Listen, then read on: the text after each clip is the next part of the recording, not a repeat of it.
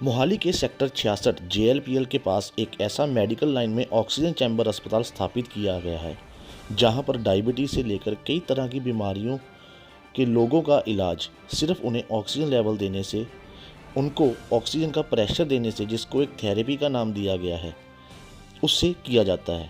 Tri city में पहले इस तरह की थेरेपी और मशीन का इस्तेमाल नहीं किया जा रहा, जैसे कि इस अस्पताल के डॉक्टर का कहना है।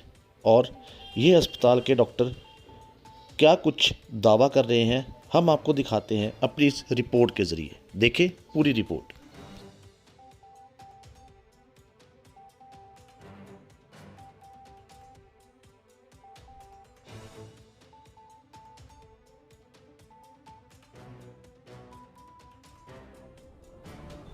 माई सेल्फ डॉक्टर प्रवेश कादयान। ये hyperbaric oxygen therapy chamber based हम लेके आए हैं। नॉर्थ इंडिया के बहुत फ्यू सेंटर्स के पास ये फैसिलिटी है। हम इसको मोहाली में ऑपरेट कर रहे हैं, near by two airport road. And ये अभी ट्राई सिटी में फर्स्ट चैम्बर हमने स्टार्ट किया है। So it is a medical line में एक ये बहुत बूम का काम करेगी। इट इज अ मतलब boom for the society also. And ये मेन तो इसका जो रोल है ऑटिज्म, और एक ये जो हमारा चैम्बर है प्रेशराइज एक एनवायरनमेंट होता है, इसमें हम दबाव बढ़ाते हैं। जैसे नॉर्मल दबाव हमारा जो होता है उससे 3 गुना दबाव इसमें करते हैं, फिर उस दबाव पे जाके हम 100% ऑक्सीजन पेशेंट को देते हैं। इस सेशन का जो टाइम होता है 45 से 60 मिनट्स तक होता है, और उस टाइम के दौरान हम डिपेंड करते हैं कि कितनी थेरेपी किस पेशेंट को देनी है। वो डिपेंड करता है कौन सी बीमारी पेशेंट हमारे पास आए। बिल्कुल सर। डॉक्टर साहब, जिस तरह आप कर रही है थेरेपी, किन किन पेशेंट के लिए जरूरत है, किसको जरूरत है, और कौन कौन लोग मतलब इसमें ठीक हो सकते हैं? कौन आपके पास है, किस तरह का पेशेंट है? इसमें मैं ये कहूंगा कि इसमें बहुत सारी बीमारियों की रेंज है जिसमें बहुत यूजफुल है, और इवन एक नॉर्मल इंसान भी इस थेरेपी को ले सकता है। अगर हम मेडिकल लाइन की बात करें तो इसके 3-4 रोल है। थेरेपेटिक रोल है, एंटी एजिंग रोल है, वेलनेस में इसका रोल है, और क्रोनिक इंजरीज में इसका रोल है। तो हम पहले थेरेपेटिक रोल की बात करते हैं। शुगर के घाव जो ठीक नहीं होते हैं, कि पैर इनके घाव ठीक नहीं होते, जिनके सड़ जाते हैं पैर, तो उनमें सबसे बड़ा रोल है इस HbO2 थेरेपी का। पेशेंट को 100% ऑक्सीजन दी जाती है। सो 20 से 30 सेशन दिए जाते हैं। पैर कटने से बच सकता है पेशेंट का, अगर वो सही टाइम पे हमारे पास आए तो। सेकंड इसका जो रोल है, हड्डियों के इन्फेक्शन में इसका रोल है, ऑस्टियोमाइलाइटिस बोलते हैं जिसको। एंड थर्ड इसका जो रोल है मेन ऑटिज्म में है बच्चे का। स्टेम सेल थेरेपी से पहले भी दे सकते हैं, बाद में भी दे सकते हैं। पहले देंगे तो बच्चे पे बहुत अच्छा, हमारे पास अभी चल रहे हैं बच्चे ट्रीटमेंट पे। और पोस्ट कीमोथेरेपी, रेडियोथेरेपी जो हमारे पास पेशेंट होते हैं उन पे सबसे बड़ा रोल है इसका। रेडियोथेरेपी में क्या होता है कि अच्छे सेल्स भी डैमेज हो जाते हैं साथ में। सो इसमें हम थेरेपी देके अच्छे सेल्स को आप डैमेज से बचा सकते हो। न्यूरोलॉजिकल कंडीशंस में इसका रोल है, जैसे किसी में लकवा आ जाता है, सो उसमें पोस्ट रिहेबिलिटेशन में बहुत ज्यादा रोल है इसका। सेकंड जो रोल इसका है, मैंने आपको बताया वेलनेस में। जितनी भी हमारी सेलिब्रिटीज है, अपने इंडियन सेलिब्रिटीज भी हैं, सारे इसको लेते हैं। गूगल पे सारी इंफॉर्मेशन अवेलेबल है इसकी। क्या ब्यूटी से कंसर्न है, मतलब इसका? ब्यूटी से ऑब्वियसली, अगर हमारी बॉडी में ब्यूटी से, तो अगर आप अंदर से स्वस्थ होंगे, एक चीज को, सीढ़ी को बाहर से ब्यूटिफिकेशन करना, एक आप इनसाइड से करना, that is a different perspective. So ये एकदम से ऐसा नहीं है कि थेरेपी ली तो आप एकदम से गोरे दिखने लग जाओगे, ऐसा कुछ नहीं है। भगवान ने जो रंग दिया वो तो दिया, बट जो डिसीज है हमारी, दैट विल बी फिनिश्ड। जितने भी हमारे बॉडी में इस्चेमिक टिश्यूज हैं, ये वहां तक ऑक्सीजन पहुंचाएगा। प्रेशर के जितने हमारे लॉज हैं उस पर ये एप्लीकेबल होते हैं, और ये प्लाज्मा में भी डिसॉल्व होती है ऑक्सीजन। हमारे डीएनए को रिपेयर करती है। एंटी माइक्रोबल सिनर्जी मेटाबॉलिज्म ये इसमें हमें मिलता है, कि एंटी माइक्रोबल इफेक्ट भी है इसकी थेरेपी का। एंटी एजिंग भी है ये, और बहुत सारे रोल्स हैं इसके। सो नुकसान भी है कोई सर? कोई नुकसान एक्सेस अगर दी जाए तो हर चीजों में होती है, एक्सेस अगर दी जाए नहीं, इस थेरेपी का नुकसान तो नॉट रिपोर्टेड। बट अगर पेशेंट को चेकअप करके नहीं अंदर घुसाया गया, प्रॉपर चेक नहीं किया गया, जैसे ऑपरेशन थिएटर से पहले जांच होती है, अगर हम प्रॉपर जांच नहीं की कि उसके फेफड़े ठीक है, कि क्या ये क्षमता ले पाएगा प्रेशर की, सो उस पेशेंट को नहीं देनी है। So lack of checkup can lead to any accident.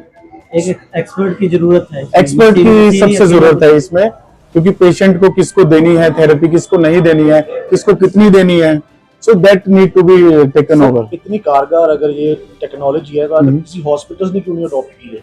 Sir हमारा इंडिया में भी लैक ऑफ पहले जो ये चैम्बर था ये आउट ऑफ इंडिया आता था, कॉस्टिंग काफी थी इसकी। सो अब ये हमारा मेड इन इंडिया चैम्बर है। सो ये टेक्नोलॉजी को आगे गवर्नमेंट ऑफ इंडिया ने भी नहीं इसको आगे फेवर किया, क्योंकि one of the centres in Bombay and Delhi में था ये। सो वहां से प्रमोशन नहीं मिला बिकॉज ऑफ कॉस्टिंग बहुत ज्यादा थी इसकी। अब एज कंपेयर अब इंडियन पॉकेट्स कैन अलाउ हम जो इस टेक्नोलॉजी को लेके आए हमने अभी इनिशियल 3,500 रुपए रखी है विदाउट टैक्स। सो 3,500 रुपए 1 घंटे के हैं अभी। एंड ये काफी नॉमिनल रेट्स रखे हैं हमने as compared to the costing of all the setup. तो सर इसके जो डॉक्टर्स हैं वो कौन सी पढ़ाई के साथ करते हैं और कौन सी एक्सपर्टीज चाहिए उनको? इसमें सबसे पहले एक मिनिमम एमबीबीएस डॉक्टर की जरूरत है। एमबीबीएस के बाद इसमें क्या होता है कि सबसे पहले आपको ये जो चैम्बर यूज होता था डाइवर्स की डिसीज में यूज होता था, तो वो यूज करते हैं इसको, जो स्कूबा डाइविंग करते हैं उनको डिसीज होती है, डिकम्प्रेसिंग सिकनेस बोलते हैं उसको, और डीसीआई होती है जो, उसको ट्रीट किया जाता था इस चैम्बर में। सबसे पहले हमें वो डिग्री करनी पड़ती है जो लंदन से अप्रूव्ड, इनका अप्रूव्ड डॉक्टर बनना पड़ता है, डाइविंग मेडिसिन फिजिशियन। देन एक स्पेशल ट्रेनिंग होती है हाइपरबैरिक फिजिशियन की, जो डीडीआरसी प्लेमाउथ में हेड सेंटर हाइपरबैरिक सेंटर्स हैं फ्यू जो अपने अप्रूव्ड है यूएचएमएस से, वहां से डिग्री करनी पड़ती है। एक पेशेंट को मतलब कितनी बार ये थेरेपी लेने की जरूरत पड़ती है, डिपेंड करता है उसके केस पर? यस, केस पे। अगर आप वेलनेस के लिए ले रहे हो सो वीक में 4 बार ले सकते हो आप, तो इट इज गुड। इवन आप न्यूज में पढ़ा भी होगा, कुछ सेलिब्रिटी ने तो घर पे इंस्टॉल किया है chamber. So you can take it daily, but that depends कि कौन सी डिसीज है आपकी। एक आप एक्सपर्ट की राय लोगे तो वो बेटर रहेगा। जैसे वाउंड्स वगैरह रिकवर हो जाते हैं इन फ्यूचर दोबारा प्रॉब्लम नहीं आती उसकी एक बार हो जाती है? वुंड्स की बात कर रहे हो साहब? नहीं, वुंड्स अगर एक बार अगर आप प्रॉपर उसके बाद ऐसा नहीं है कि ये थेरेपी ले ली तो आपको जीवन में कभी कोई दिक्कत नहीं होगी, और प्रिकॉशंस भी लेने पड़ेंगे आपको फॉलो अप करवाना पड़ेगा। पर हाँ, एक बार वो घाव भर गया, आप प्रॉपर आके दिखाओ हमें, सो ऑब्वियसली दोबारा तो नहीं होने के चांसेस अगर पेशेंट ने कुछ प्रिकॉशंस नहीं बरती हैं। इस थेरेपी के साथ आप कोई मेडिसिन वगैरह भी चलाते हो पेशेंट की, नहीं सिर्फ थेरेपी चलती है आपकी? नहीं, दैट डिपेंड, वही मैं आपसे कर रहा था कि ये डिसीज पे डिपेंड करेगा। अब पेशेंट डायबिटिक है, उसको एंटी डायबिटिक ड्रग्स हमें देने पड़ेंगे, साथ में ड्रेसिंग का सपोर्ट भी देना पड़ेगा। अलोन ये थेरेपी काम नहीं करेगी। सो इसलिए जो ये चैम्बर खुला है यहाँ पे हमारे नॉर्थ इंडिया में, ये सपोर्ट ऐसे करेगा कि पेशेंट को हम साथ में फार्माकोलॉजिकल थेरेपी भी देंगे, काउंसलिंग भी करेंगे, साथ में ड्रेसिंग भी करेंगे, साथ में हम प्रॉपर थेरेपी भी देंगे इसको, हाइपरबैरिक ऑक्सीजन थेरेपी। सर एक बार एड्रेस बता दीजिए कहाँ पे है ये आपका?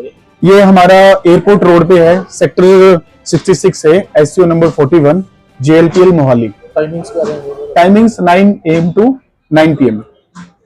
मेरा नाम विकास मलिक है और as a Oxyved we are manufacturer of this chambers. Initially जो चैम्बर्स आते थे वो आपके यूरोप से आते थे। यूरोप में रहता है मोनोप्लेस का कॉन्सेप्ट ज़्यादा है, जिसमें मोनोप्लेसिस मीन्स कि एक सिंगल आदमी उसके अंदर एक ट्यूब टाइप में रहता है और वहाँ पे लेटने की वो रहती थी, और यहाँ तक आते आते वो काफ़ी कॉस्टली आ जाता है।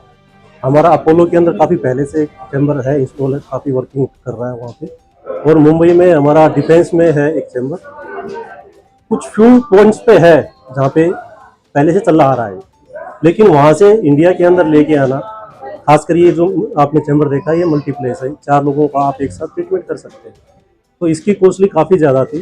और according to make in India हमने इसको काफ़ी रिजनेबल प्राइस के ऊपर यहाँ पे प्रोवाइड कर रहे हैं, डिपेंड अपॉन आपकी सीटिंग कैपेसिटी के हिसाब से हो रहा है। तो जो सीटिंग्स जैसे डॉक्टर साहब ने आपको बताया कि 3000 या 3500 अभी आ रही है, वो पहले इनिशियली 25,000 30,000 का पर सीटिंग्स आता था, तो इसको 10 टाइम्स हमने नीचे रिड्यूस कर दिया है, क्योंकि जो पहले कॉस्टिंग आती थी उसके अकॉर्डिंगली ही आपको पेशेंट को ट्रीटमेंट देना होता था। अगर मशीन की कॉस्टिंग कम है तो ऑब्वियसली वो भी नीचे आ जाए। सर भारत सरकार से अप्रूव्ड है ये मशीन? हाँ, भारत सरकार से अप्रूव्ड है, ये अंडर मेडिकल उसमें आता है, ISO मेडिकल और CDSC हो गया।